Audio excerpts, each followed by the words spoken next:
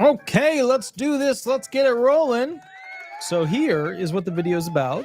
We are going to be answering questions from those who have Social Security disability questions. Now, one of the things you kind of have to keep in mind with this entire thing is that at the end of the day, we will be essentially figuring out what questions people in the community have. Let me adjust the camera real quick. It got booped. There we go. And as we go through this, oh, that is really off. There we go. Okay. And as we go through this process, I basically want to go ahead and help those who I can throughout this process. The first caller is here. Let's go through it real quick. Hi, this is Attorney Walter Hnot. We are live on YouTube. Remember to use a fake name throughout this process. What is your legal question? Go ahead.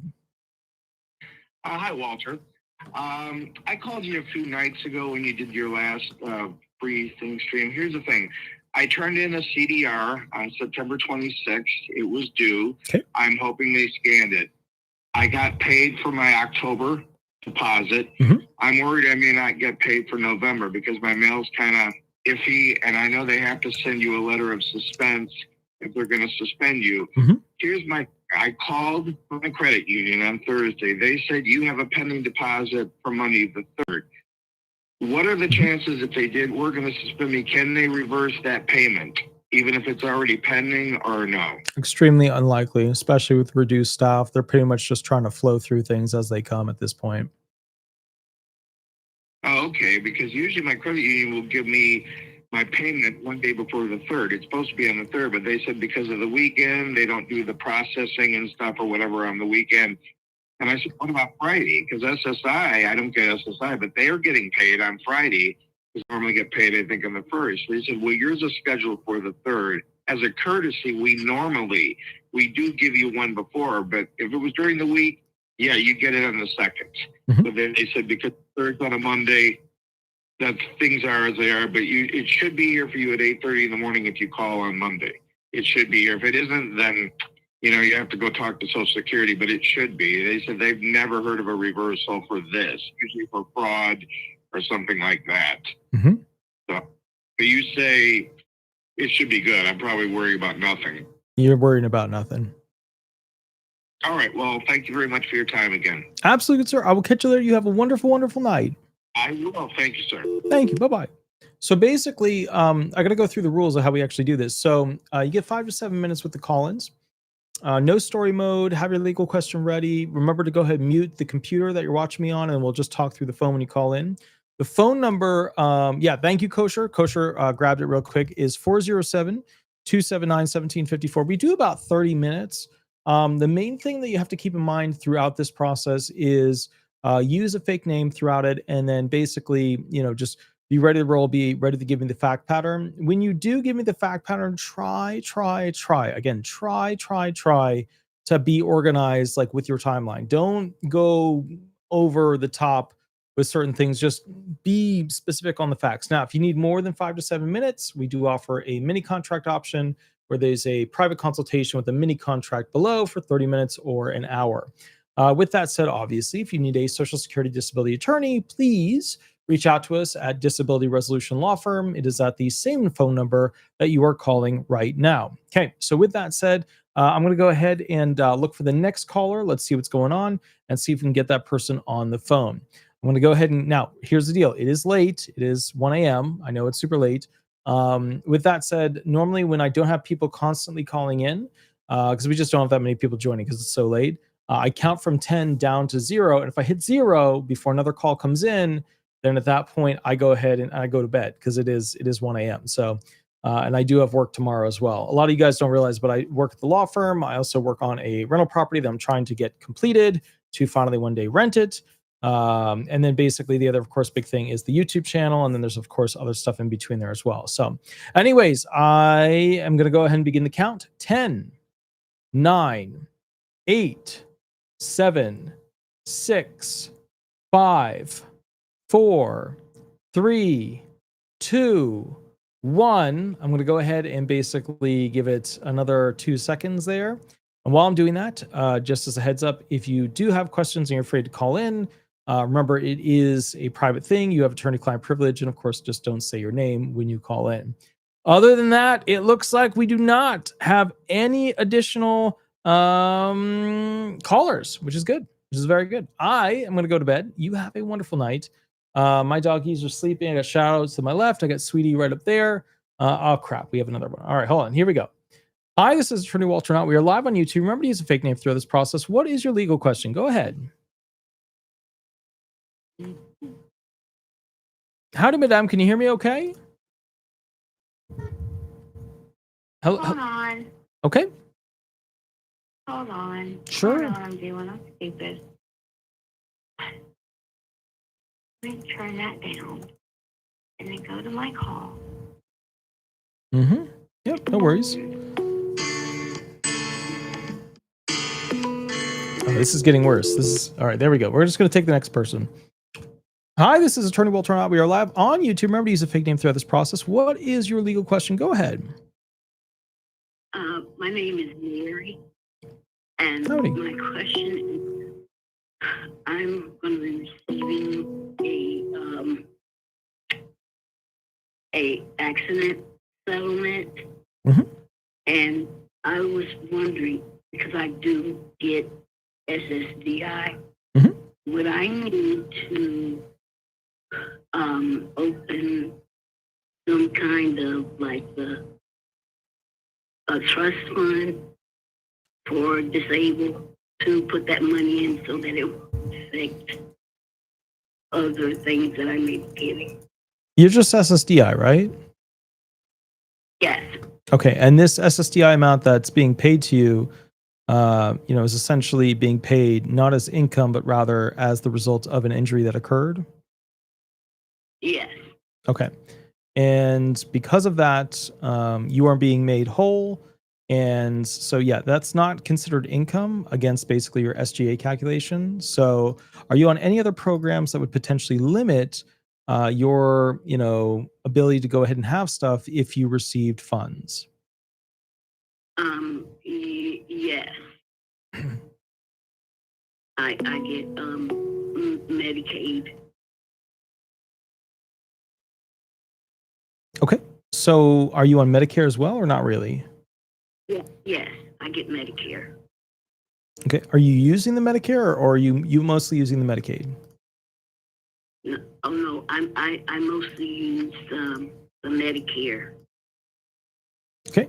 So what is the benefit that you derive from Medicaid? Like why do you want to keep it? Why do I want to keep what, Medicaid? Yeah. I mean, because it pays for like my care that I get in home. Okay. Gotcha. Understood. So, okay. I mean, how much are we talking about that's going to be the settlement? I'm not sure, but it may be a big amount because I got hit by a garbage truck crossing the street. Were the injuries substantial? Yeah, I have broken collarbone, and my hip wasn't broken, but bruised really badly. I was knocked out. Okay, so I mean, this is pretty severe. I mean, can you give me a general roundabout what kind of settlement discussions you are talking with them about? Well, I'm still getting like some physical therapy and stuff, so it hasn't been discussed about the amount. Do you have any directional details on? Do you have anything you can tell me about structurally what the amount might be?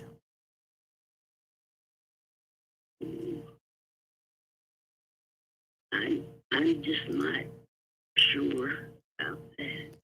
All right, let's assume. It would be over the limit. Right, let's just assume a safe number. So a safe number, for example, would be $300,000. Are you okay with that? Yeah. So if you were to receive $300,000, I get it. You want to keep the Medicaid because of that. I understand that. You could put it into specialty types of programs, specialty disabled trust, well, it depends on how old you are, but um, because that in-home treatment that gets pricey very quick, and $300,000 could get used up.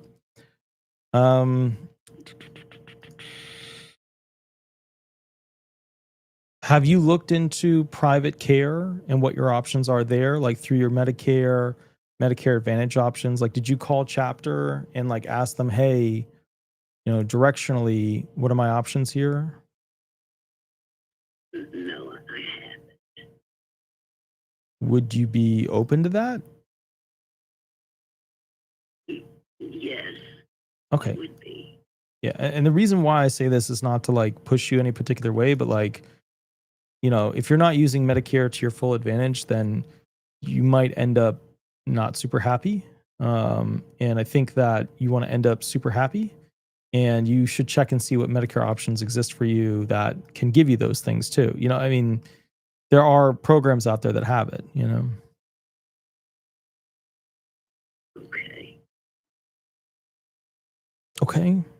So, Okay. steps that I would do, I'd figure out a roundabout amount that the attorneys are likely to be able to achieve.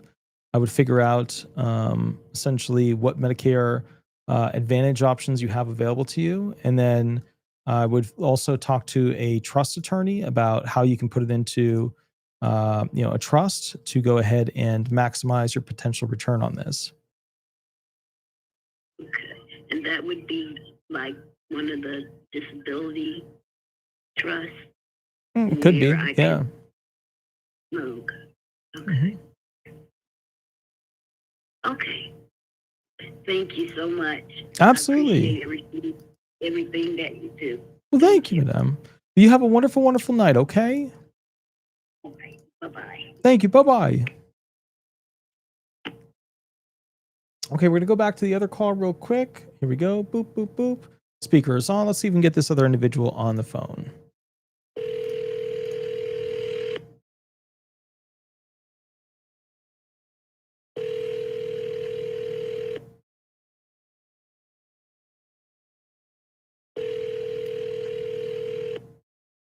Hello? Hey, this is Attorney Walter Hnot. We are live on YouTube. Remember, these are fake names throughout this process. What is your legal question? Yeah. Are you there? Yep, I'm here. Go ahead. Hey. I just have a question. I am on SSI and I am moving to the Largo area, and I just need somebody to talk to about how I, can secure housing there, and how you switch over from a different state. Well, I mean, you'd call a local field office right before you move and let them know, hey, you're going to this location. So I guess what my question to you would be, I mean, housing, I mean, like, is this a gig where you're trying to get like a Section 8 housing set up? Or is this thing where you're like, you're just looking for somebody to like get a privatized housing situation? Like, what's the deal there? Well, I'm not sure. Like, I guess I'm confused because, you can't have assets, over a certain amount. So how are you supposed to have a house as an asset, I guess? Well, I mean, SSI people, could potentially, they're allowed to have one house. They're allowed to have, one house doesn't count. I know some SSI people who literally live in a mansion, and basically they have other family members that do stuff that assist them, but they live in a mansion because it's excluded. Oh, okay. Mhm. So I have to sell my marital home, in my divorce agreement. So, it's marital property, and I want to use, that, I don't want to sell my house, but I'm being forced to. So I became disabled, after my divorce is already final. So how can I take the, tiny bit of equity that I am going to get from the sale of my home to buy a crappy trailer, am I allowed to do that? Because that's an asset. Yeah, absolutely. You're allowed to go ahead and basically purchase a new place. Yeah, absolutely. Even though, okay, because that's not like an inheritance. It's like a, you know, I Well, so here's the thing.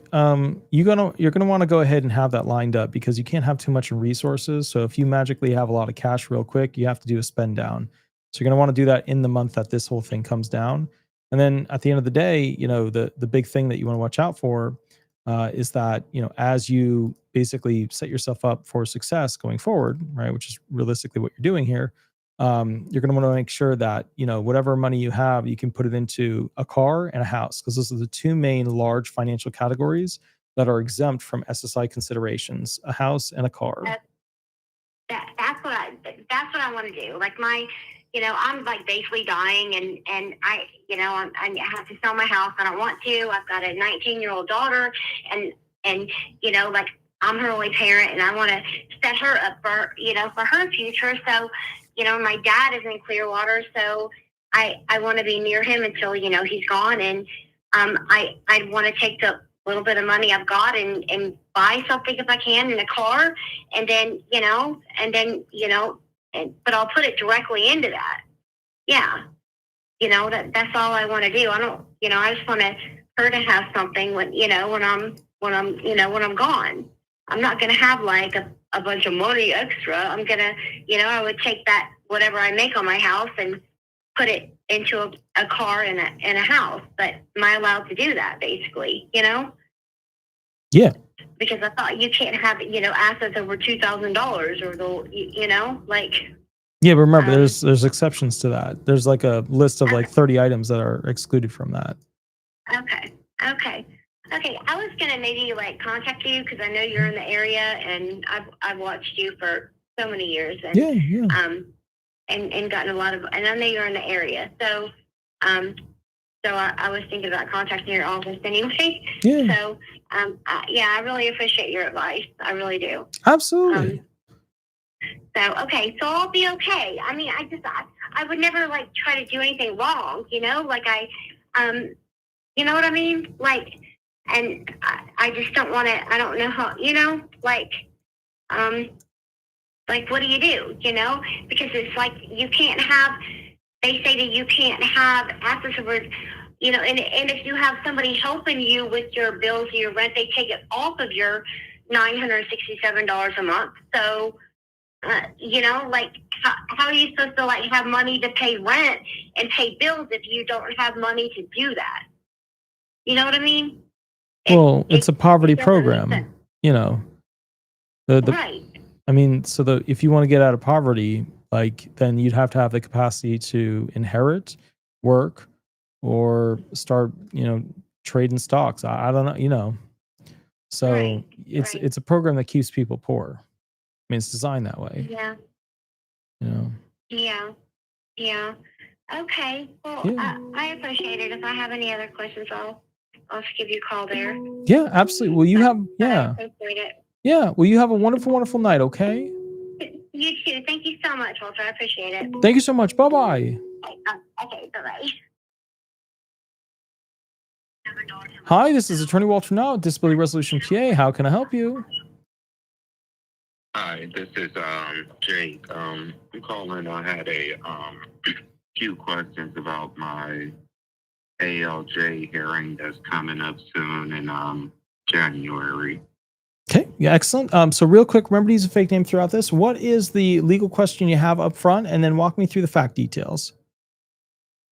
I don't know what basically would be my top legal question. I was just maybe hoping for a little bit of what to expect. I do have an attorney now, but something that did make me nervous was my age. I'm 38, but I deal with a lot of arthritis related issues, rheumatoid arthritis, and things like that. I've been by ortho suggested to have 2 knee replacements. So I believe that's my strongest evidence going into the case. I'm still working with my attorney. I've had my primary doctor fill out I forget the form. RFC, yeah, residual functional capacity form. Yeah, there we go. Yeah. That one, and also something else similar that was requested by my attorney. Mhm. So those are, I guess, my issues and my impairments, and I guess some of the things that I just know right now, but I don't really know what to expect going into the court case, the hearing. Okay, so what most people do is with this type of situation, they basically go ahead and they basically do one of those private sessions for an hour, and then I run hearing questions with them, and I go through all the different impairments. I go through the types of questions the judge will ask. I go through essentially ways that you have to wiggle through certain difficult moments and tough questions related to your impairments that you can expect. So, do you want me to just run some questions with you right now and then give you an assessment as to how you're doing? We can, yeah, try that. And then also, I guess one of my main questions was the age thing. I think I was watching your live yesterday, or maybe it was a pre-recorded live that I called, and you were mentioning how age can be a difficult factor when you're under 50, I believe, like a day under 50, trying to secure disability benefits. Well, I mean, yeah, it can be definitely a major factor because ultimately at the end of the day, you can't grit out as easily. But okay, so let's do this. Let's go through, basically some of the structure of this stuff. We're gonna skip the intro questions, so I'm just gonna roll the intro questions together. You don't have to answer them, but usually there'll be good. Sir, go ahead and state your full name for the record. What is your date of birth, age, left or right-handed, current weight. We're gonna skip through all that jazz. Okay, so, oh, I think a rocket just went off. So, good sir, let's walk through this. What are your top 5 main disabling medical conditions that limit your ability to work? It would be rheumatoid arthritis, Achilles tendonitis, a knee infusion. Infusion of what? I would have to dive into my paperwork deeper to get the actual, but I know it's explained to me as an infusion in either one or both of my knees. Mm-hmm. And I don't know if I do have bone spurs in my ankle. I don't know if that would be an impairment. But that is something that I'm supposed to be working on surgically with the doctor. Okay. Okay, we're going to try that again. I need that to be a lot smoother and in bullet point form. Good sir, what are your top 5 medical conditions that limit your ability to work? Rheumatoid arthritis, Achilles tendonitis, social anxiety, depression, and knee infusions. Okay, which is the one that limits you the most? Definitely the rheumatoid arthritis. Can you tell me why it does? There's constant pain between both my knees, my ankles, primarily my right hip. My hands tend to seize up throughout the day. I have issues with standing for long periods of time, walking long distances. I use a walker. In the morning, I take just over half a dozen pills a day just to numb the pains and aches and the All right, man, inflammation. you gotta be better than this because you have to be able to structurally have this stuff rolled out, and you can't give me specific, like I can walk for a short, like nobody knows what that distance is. So we're gonna have to break it down a little bit more. Let's start with an easier one. Good Good sir, why do you have a difficult time getting dressed in the morning? In the morning, my knees are very stiff. I can't stand until my medications kick in and make things smoother for me. I have to sit down while getting dressed. I can't stand up on one leg to put on pants and things like that. So, or shoes. So I sit down when I do those things.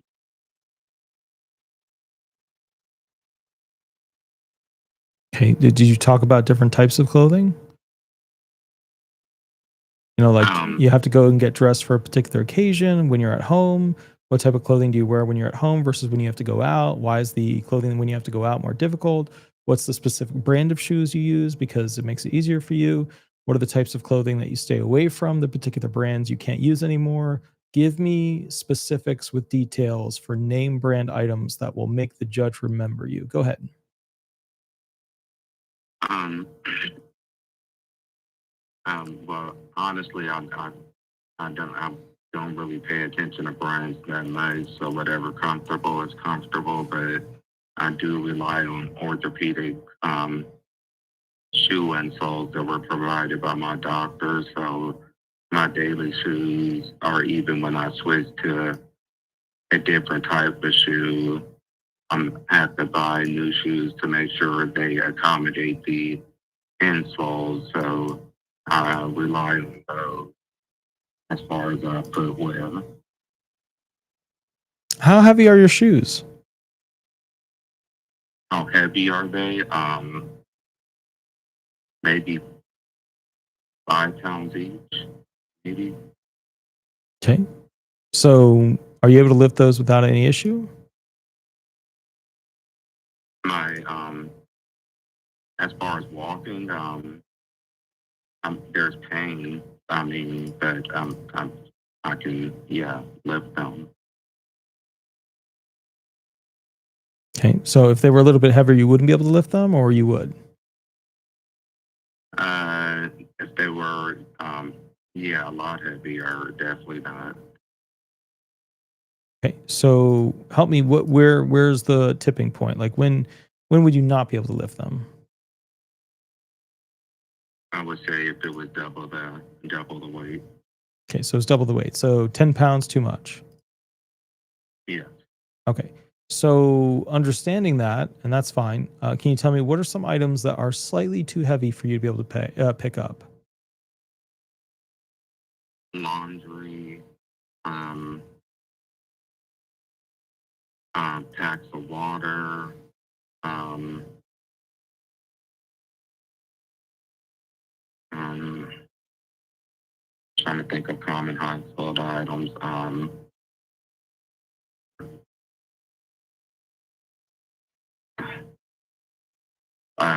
Laundry detergent, like the big tubs of it, dog food bags. Um, those are some more common items. Yeah. Okay.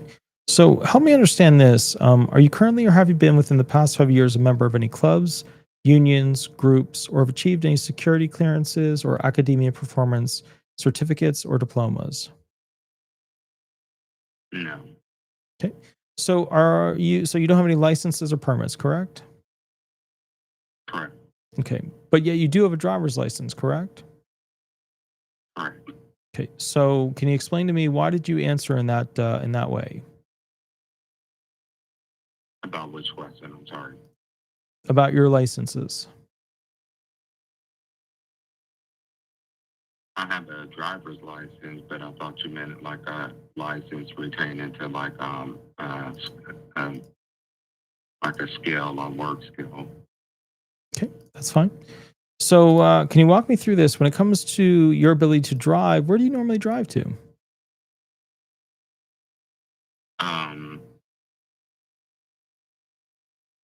Well, I'll be honest with you. That I know this isn't a court case. I do rely on doing food delivery. So any place I would drive right now would probably be that. other than that, I'm at home. I don't really go to many places. Okay. So, okay. So, I mean, do you ever drive to the doctor's office? Oh yeah, yeah, definitely things like that. I mean, just leisure things. I'm not like a leisure person. I'm just at home. But yeah, my doctor's appointments definitely. Yeah. Okay. So, help me understand this. Where do you go on vacation? I typically don't. Well, you said you had extra money because you're basically, running food. So, I mean, what do you do for fun? Um, there's no extra money from it. I ends don't even me doing it, to be honest. For fun, I'm a movie, TV show type of person. Okay. Can you explain to me what's your favorite show? Right now it would probably have to be Ink Master, the new season that just started. Okay. So, can you walk me through this? Considering everything we've talked about, at the end of the day, is this a situation where you feel that you might be able to do a little bit more than just driving food? I want to do a little bit more, but no, my body doesn't allow it. I've been working with my doctors for about 6 years, trying to become somewhat normal, quote unquote, again. And things have just been progressing, been getting worse and not better. Okay. I want to point out something. When I asked you about a little bit more, you never clarified how much you actually do. So, like, how much do you make per month and how many hours per week do you spend doing it? Probably about 1,600 per month, and hours per week would be about 25 or so. Okay. So, and you realize that you can't earn over $1,620 or be close to it. Otherwise, the judge is very likely to not approve it. Yeah, and that was something I wanted to go over. I know you're not with my attorney, but my actual attorney, because I know there's I'm not a I don't do taxes. I'm going to try to explain it the best way I can. I know what I make, being that I'm 1099. It's not actually what I bring home. Mm-hmm. Like after the deductions or whatever the technical terms. Hopefully you understand what I mean. Yeah, but still, I mean, that money is reported to the IRS. Like, they know about it. Oh no, definitely. But like a lot of like I know there's like the 40% standard deduction thing from the 1099. Remember, it's earnings that are gross earnings. There's no deduction unless there's a predefined deduction allowable under the SSA rules and guidelines, not IRS guidelines. Okay. So, like, if you're earning over $1,600, you might be in violation of element 1 of the 5-step sequential process, which means they have to deny you de facto. Okay. So, all right. So here's the kicker. We are at 15 minutes. You got to run more hearing questions. You have to get used to them. You have to do well with them. I would recommend trying to reach out to the law firm that's representing you and kick them in the butt a little bit to get them to run them with you. Are you represented by like one of those big box law firms, or are you represented by like, a smaller law firm where you can get a hold of the attorney? I think it's a smaller one. Okay. Yeah, it's pretty easy to get a hold of, at least to their secretary. Okay. So yeah, what I would do is, do what you can to go ahead and get the attorney to run hearing questions with you. How far off is this hearing? 2 months, 4 days. Yeah. Okay. So I'd get a hold of them and then begin the process to get them in line to go ahead and run additional hearing questions with you going forward, because you need the work, you need to push, you need to do the best you can, because this is your time, but also please understand, go learn about SGA. It is crucial. If you don't learn about SGA, I'm just telling you ahead of time, this might be a thing that makes it where you de facto cannot win, and you don't want that. Okay. And then can you you said that you do offer like a half hour or hourly rate to do that yourself as well? Oh, yeah. We do the private sessions, the 30-minute or 1 hour. 30 minutes, 150, 1 hour, 250. And then basically for the 1 hour people, I usually do like an hour and 10, hour and 15 minutes because they tend to always kind of go over. So what I would say is this, and just be ready with pen, paper, all that stuff, because we go through a lot of stuff quickly. And, you still have 2 months. So if I were you, I'd push to do it sooner rather than later, because with 2 months, you can still get certain types of evidence to help bolster the likelihood of an approval with the claim. Alrighty. Thank you so much, Walter. Yeah, absolutely, good sir. Well, sounds good. You have a wonderful, wonderful night, okay? You too. Thank you very much. Thank you, good sir. Bye-bye. Perfect. So what we're going to do is we're looking at the time. We're at 36 minutes. I'm going to go ahead and basically, whatchamacallit? I know there's additional callers. We'll do one more, and then that's it. And then I'm cutting it off. Here we go. One more caller. We're going to put them on. Speaker is on. Hi, this is Attorney Walter Hnot. We are live on YouTube. Remember to use a fake name throughout this process. You are the final caller of the night. Go ahead. Okay, I just wanted to say, how you doing, Walter? Howdy, good sir. How you doing? Oh, doing okay. I just want to ask you real quick. Yesterday, I went over the $2,000 limit because I got my check twice in the same month. Mm-hmm. But I paid all my bills immediately, first thing in the morning. So the money was in there for like 5 hours. Do I have anything to worry about? Well, yeah, if you're over so you had earnings, right? And the earnings were over there. No earnings. I get SSI, but I got 2 checks last month. Well, last month. And I got it early, but I paid all my bills real quick, and it lowered it down. And I'm worried about that. I went over the limit. Is it going to set off a red flag or anything? I mean, yeah, it is, but they might not catch it because they're shut down right now. But, as an attorney, I have to tell you, yeah, you know what I mean? They definitely could potentially catch it. Wow. Okay. All right. Well, I guess I'll sit here and keep biting my nails and hope for the best. Yeah, that's the thing. I just wish they need to raise it to like at least $3,000 to make it reasonable, and it's just not reasonable as it currently stands. It's not reasonable. $10,000 resource limit. Oh, sorry, $2,000 resource limit. Like $2,000 is nothing. It's nothing. Right. 10,000, that makes sense. 2,000 does not make sense. Right. So I guess what I would say, all right. So anyways, bottom line with it is this. Yeah. So going forward, the thing you've got to watch out for is that they're using AI to basically search through everybody's accounts. So my recommendation is, just be aware they might try to give you an overpayment if that's the deal. Just be aware that's on the horizon potentially. You can argue that traditionally you get paid in a different month. But keep in mind they have access to, for SSI people specifically, their accounts, and then SSDI people for over SGA. If they catch you, they can hit you with, they can go after you. So just be aware, there is that to it. Yeah. So what would they do? Just subtract a month and I don't get a check for a month, or do I lose it all together? What would be the consequence? You're purely SSDI, correct?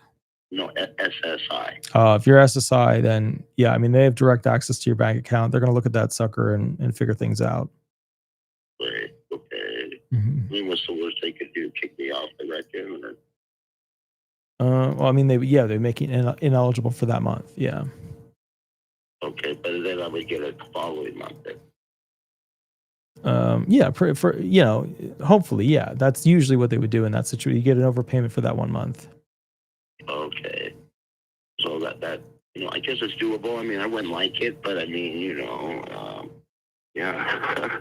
Yeah, I hear you. I was just kind of holding on to the money, and I got the 2 bills, I got 2 checks in the same month, and I got all my bills paid real fast. So the money was there like 5 hours, Mhm. and now I'm under. So I think okay, but hopefully it slides through, and we'll keep our fingers crossed. Excellent. Well, sounds good. Okay. No All right, worries. thank- Yeah, but I'll catch you a little All bit right. later and we'll rock and roll from there. Yeah.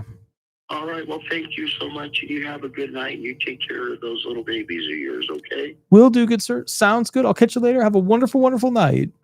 All right. You too, my friend. Thank you so much. Good night. Thank you, good sir. Bye-bye. Bye-bye. Bye-bye. All right, excellent, everybody. I'm going to go ahead and end the show there. Please remember, if I did help you out, to go ahead and go to Disability Resolution Law Firm. Again, Disability Resolution Law Firm. Throw some stars up there. I don't do Medicare stuff, so if you have questions, please give them a call, 339-226-6287. With that said, have a beautiful, wonderful night. And please remember, if you need a disability attorney, most viewed, most subscribed to, most clicked on disability attorney, and we've now been doing this. I've owned the law firm for over 12 years. September 27th of this year was 12 years. So I'll catch you a little bit later. We'll rock and roll from there. Attorney Walter Hnot, and have a wonderful, wonderful night. Thank you so much, and I'll catch you later. Bye-bye, everybody. Bye-bye.